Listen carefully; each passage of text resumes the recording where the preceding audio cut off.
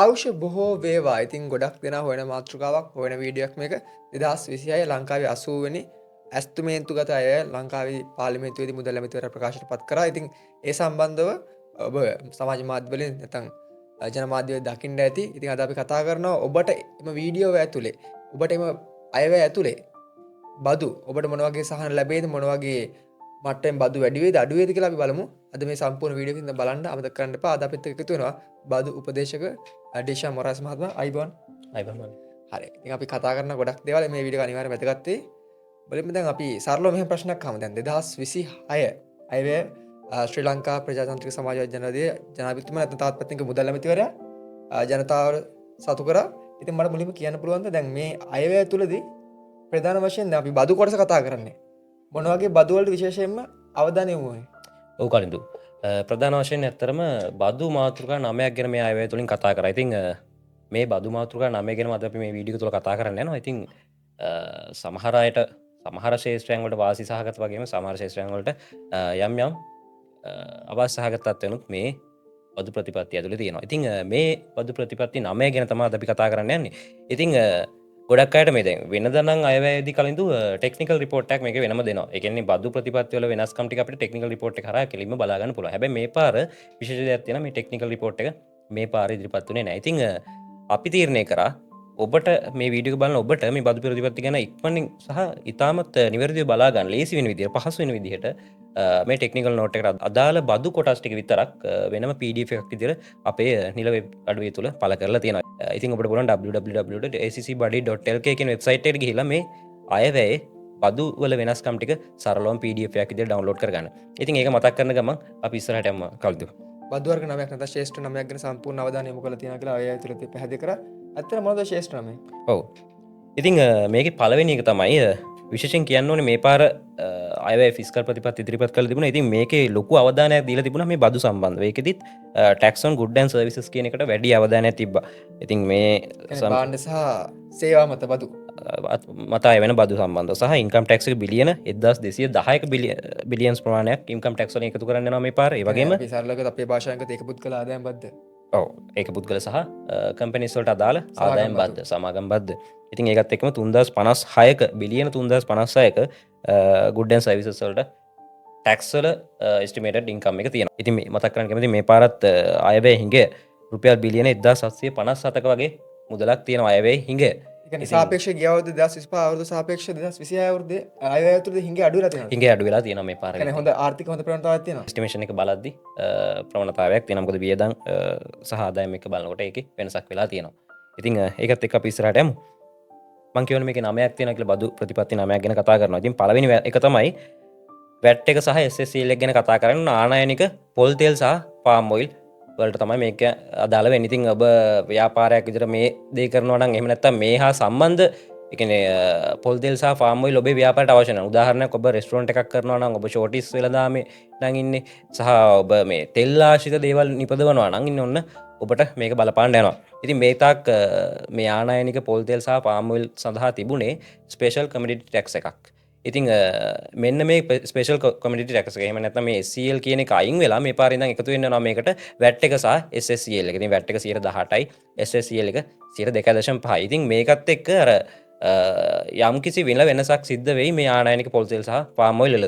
ඉතින් ජනාධිපතිතුමා වැඩිදුරටත් ප්‍රකාශ කරේ මේක අර ආනයනික පොල් තෙල් සහ පාම් ඔයිල් සහ ඒකත් එක්ක මේ දේශීය නිපදවන පාම් ඔයිල් සහ පොල් තෙල් තියෙනවානේ. ඉතින් මේ දෙක අතර මිල සමානුපාතික කිරීමේ අරමුණෙන් තමයි මේ දේ කරලා තියෙන්නේ.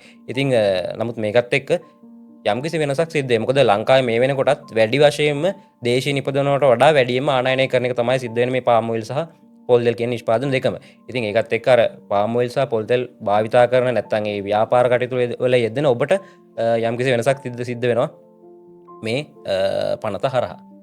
ඊට අමතරව තවත් ශේෂ්ඨ අපි කතා කරන්න ඕනේ. මුලින්ම ඊළඟට ශේෂ්ඨ මොකද්ද? VAT එක සහ SSCL එක ඔන්න වැදගත් දෙයක්.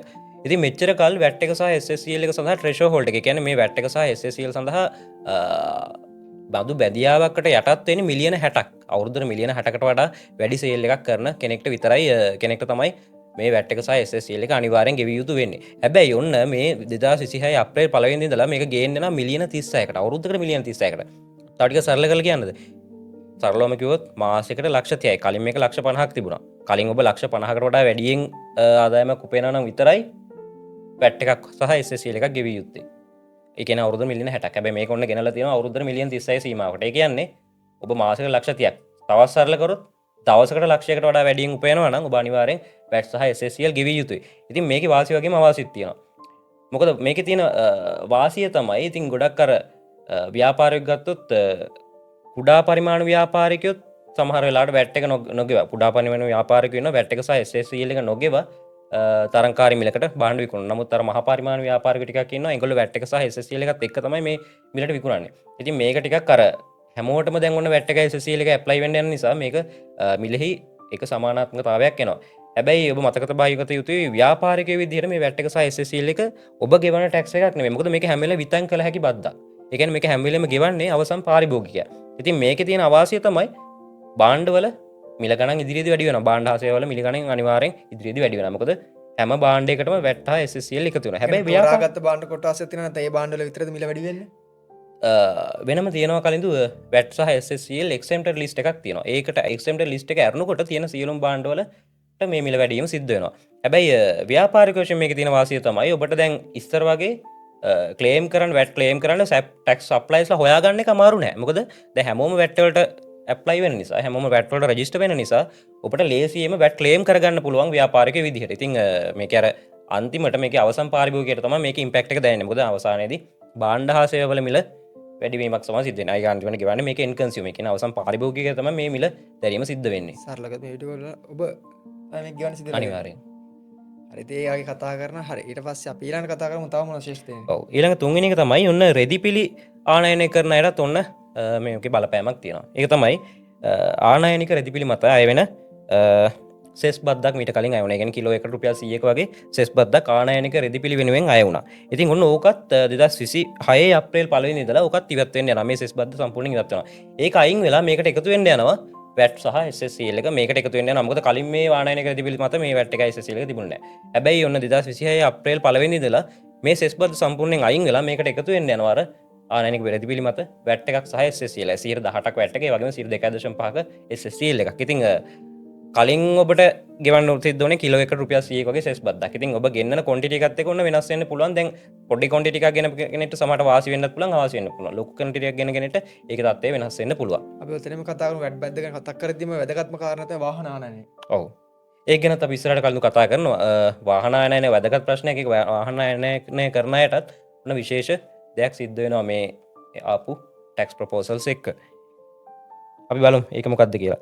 ඉතින් මෙච්චරකල් ඒ කියන්නේ මේ පහුගිය අවුරුද්ද මේ අවුරුද්ද වෙනකම්ම වාහන ආනයනය කරන අයට SSL කියලා ටැක්ස් එකක් තිබුණා. ඉතින් මේ SSL එකේ යම් යම් ඒ කියන්නේ පනත තුල ගැටලු නිසා මේක අර අන්තිමට මේක විකුණන අවස්ථාවේ තමයි මේ ආනයනික වාහන සඳහා SSL එක ගෙවීම සිද්ධ වුණේ. ඉතින් එහෙම ගෙවනකොට මේක අයත් වෙන්නේ අර import and selling කියන කොටසට. ඉතින් import and selling කියන කොටසදී මේ වාහනයක් ආනයනය කරලා වාහනේ විකුණනකොට මේකට අය වෙන්නේ 2.5%ක්ම නෙමෙයි.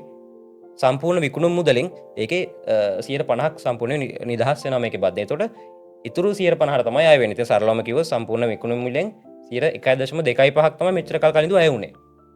හැබැයි මොන්න මේ අයවැයෙන් පස්සේ ඒ කියන්නේ 2026 අප්‍රේල් 1 වෙනි ඉඳලා මේක ගේන්න යනවා විකුණුම් අවස්ථාවේදී නෙමෙයි මේ SSL එක ගෙවන්න යන්නේ. ඔබ ඉම්පෝර්ට් කරන අවස්ථාවේදී මේ කියන්නේ ඔබ ඔබේ පර්සනල් නමට වාහනයක් ඉම්පෝර්ට් කරත් ඉම්පෝර්ට් කරන අවස්ථාවේදී 2.5%ක්. මොකද ඒකට හේතුව දැන් කලින් නම් 1.25%ක් වුණේ මේක ඉම්පෝර්ට් ඇන්ඩ් සෙලින් කියන කැටගරි එකකට තියෙන නිසා. නමුත් දැන් ඔන්න මේක එන්නේ යනවා මැනුෆැක්චරින් ඇන්ඩ් සෙලින් ඉම්පෝර්ට් කියන කොටසට.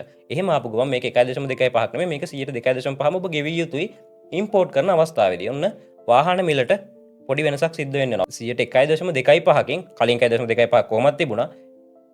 තව 1.25%ක් ඔන්න එකතු වෙනවා වාහන මිලට. හැබැයි කලින් පෞද්ගලික ආනයනය කරන අයට නම් මේක තිබුණේ නැහැ. මොකද මේක ආනයනය කළ විකුණන්නේ නැති නිසා. ඔන්න ඒගොල්ලන්ට 2.5%කින්ම මේ අයවැයත් එක්ක වාහන මිල ඔන්න වැඩි වෙන්න යනවා. ඉතින් ඒක තමයි ඔය අය අහපු ප්‍රශ්නෙට උත්තරේ. වාහන මිල යම්කිසි ප්‍රමාණයකින් වැඩි වෙන්න ඉඩකඩක් තියෙනවා මේකත් එක්ක. ඉතින් ඊළඟ එක තමයි නැෂනල් ටැරිෆ් පොලිසි එකක් අඳුන්ලා දෙන්න යනවා. ඒ කියන්නේ තීරුබදු ප්‍රතිපත්තියක් අඳුන්ලා දෙන්න යනවා අලුතෙන්ම. ඒ කියන්නේ කලින් මේ තීරුබදු ප්‍රතිපත්තිය එක එක දේවල් තිබුණා. ඒ කියන්නේ මේ කට්ටියක් කම්ප්ලෙක්ස් අඳුරගන්න කම්පලෙක්ස්. ඒ කියන්නේ මේක තීරුබද්ද මොන කැටගරියකටද අයත් වෙන්නේ. ඉතින් මේක ටිකක් අර කම්පලෙක්ස් ගතියක් තිබුණා එක එක ගුඩ්ස් මත ගුඩ්ස් සහ සර්විසස් මත.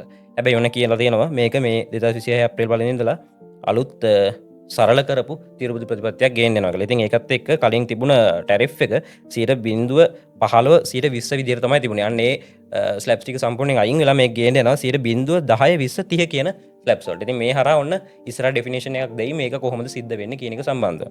ඉතින් ඕකෙන් ඉස්සරහට අපි ගියොත් එහෙම තවත් වැදගත්ම දෙයක් ඔන්න ආදායම් බදු ගෙවන අයට ගොඩක් ආදායම් බදු හෝ වෙනත් බදු වර්ගවල ඉන්න අයට වැදගත් දෙයක් තමයි ඊළඟට කියලා තියෙන්නේ. ඒක තමයි මොඩරයිසේෂන් ද ටැක්ස් ඔඩිට් ප්‍රොසෙස්. ඒ කියන්නේ බදු විගණන ක්‍රියාවලිය. ඒ කියන්නේ ඔබ හිතන්න දැන් ඔබට කලින් ඔබටත් ඇවිල්ලා ඇති දේශීය ආදායමක යම්කිසි දේවල් වලදී ඉන්ක්වයරිස්. ඒ කියන්නේ අපේ මොන හරි දෙයක් ක්ලියර් කරගන්න අවශ්‍ය නම් දේශීය ආදායම් බදුවකින් අපිට ඉන්ක්වයරි එකට කතා කරනවා.